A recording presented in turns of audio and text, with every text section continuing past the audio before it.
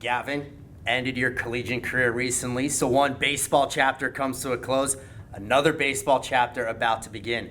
It's obviously a time of uncertainty, which people can deal with that in different ways. How are you handling this current time of uncertainty with your baseball future?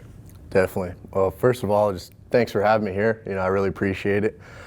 Tennessee Tech has meant the world to me. It's been a huge pivotal point in not only my career, but in my life. And a lot of people in this university and community have impacted my life greatly. So I just want to say first, thank you for that. Secondly, to answer your question, in the time of uncertainty, I think first and foremost, just relying on faith, number one. Wouldn't be where I am today without the grace of God. And secondly, just staying ready. I don't know what's to come for my career in baseball and furthermore. So just staying ready, just training, doing workouts, and just staying ready during this time. Well, you have a great story, a unique story. It's been a story that has involved 3 different colleges, 3 different states, some setbacks, some adversity, and your ability to handle and thrive in that adversity.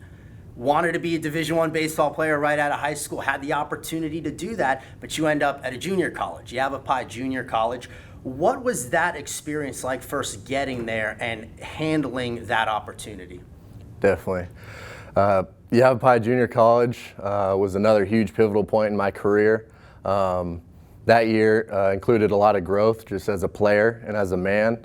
And I think really just set me up for my future success. Definitely helped just put a little bit of a chip on my shoulder and kept me motivated to want to get to that next level. And we had a great team. We were fortunate enough to work hard and actually won the national championship, as you know, in 2016, and just created a lot of lasting memories from that. So just thankful for that time. Well, national championship, you were also second in the nation in home runs.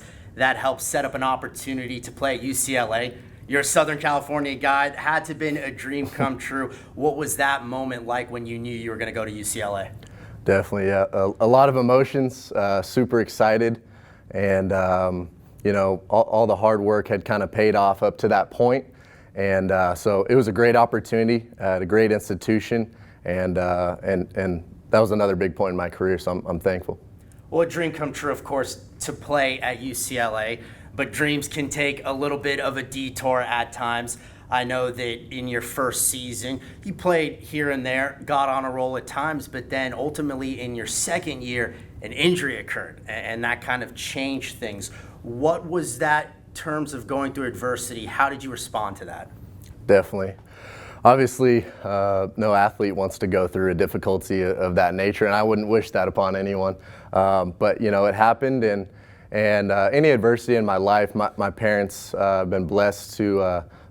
They've taught me in my life to almost laugh in the face of adversity. And when you're faced with a challenge, instead of just giving up or crumbling, overcome that, and learn something through the process. So just through the injury. A lot of athletes go through injuries. They know it's tougher mentally more than physically, and so overcoming that has given me just a great learning experience for my future.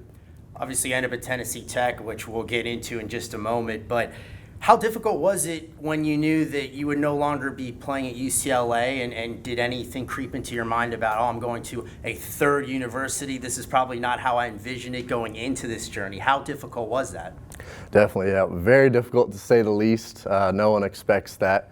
But again, it was just another point of adversity, had to overcome it, and there were many schools that were interested in me out of high school and out of junior college, and so I reconnected some of those relationships and a lot of prayer, and couldn't be more thankful of just where I'm at Tennessee Tech University and what's to come in the future.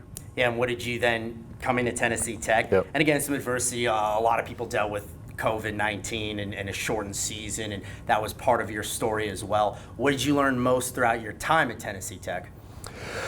I think the most I learned in my time at Tennessee Tech was just the importance of probably relationships, but also of hard work.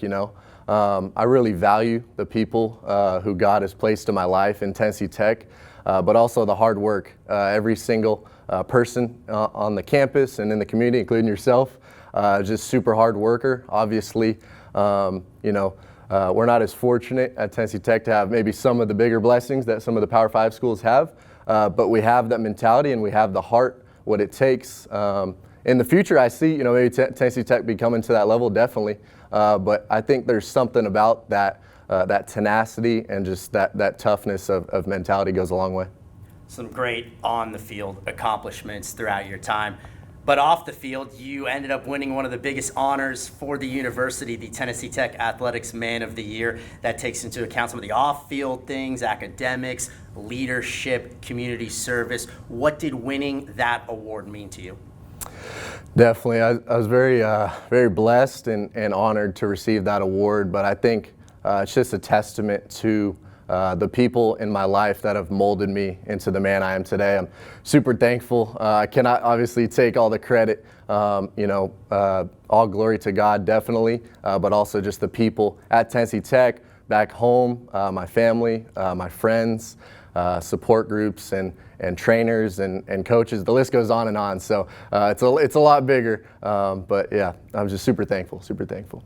Throughout your career, throughout your baseball journey, you've had the opportunity to train with some current major league players over the years, to play with some of them as well. What has that experience meant to you? How has that helped you grow as a player? Definitely. I think,